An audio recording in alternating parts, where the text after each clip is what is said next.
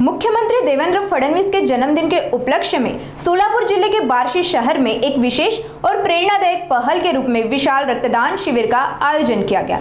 इस शिविर को स्थानीय जनता का जबरदस्त और उत्स्फूर्त प्रतिसाद प्राप्त हुआ, जिसमें लगभग 1000 से अधिक रक्तदाताओं ने स्वेच्छा से रक्तदान कर समाज के प्रति अपनी जिम्मेदारी निभाई।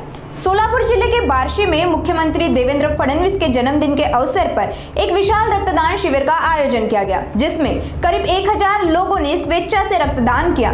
इस शिविर की शुरुआत बार्शी के पूर्व विधायक राजेंद्र राउत ने खुद रक्तदान करके की। राज्य भर में चल रहे सेवा सप्ताह के तहत यह शिविर सामाजिक उत्सव में तब्दील हो गया, जहां युवाओं, महिलाओं और स्वयंसेवकों ने बड़ी संख्या में भाग लिया।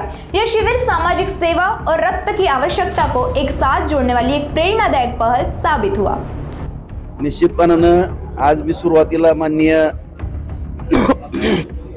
मुख्यमंत्री देवेंद्र फडणवीस साहेब यांच्या वाढदिवसाच्या निमित्तानं त्यांना हार्दिक शुभेच्छा देतो आणि त्यांना एक धन्यवाद पण देतो।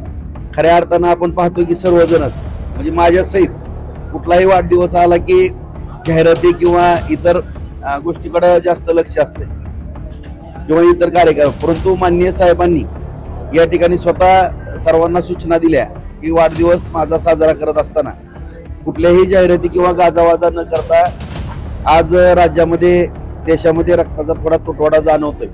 सर्वांनी रक्तदान या ठिकाणी करून मला शुभेच्छा दिल्या तर मला अतिशय आनंद होईल अशा पद्धतीची भावना व्यक्त केली।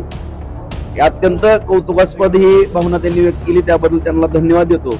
कारण या ठिकाणी आपण सर्वजण पाहतो की अत्यंत नियोजनबद्ध या राज्याचा गाडा हाकत असताना या संपूर्ण राज्यातील शेतकरी बांधवांकरता हरित क्रांती करायची, त्यांना दिवसा लाईट द्यायची, सर्वसामान्य तरुणांना या ठिकाणी रोजगार उपलब्ध करायचा, या दृष्टिकोनातून आज एवढा विकासाचा गाडा माननीय मुख्यमंत्री हाकत असताना हा संदेश त्यांनी जो दिला तो अत्यंत स्तुत्य असा संदेश आहे।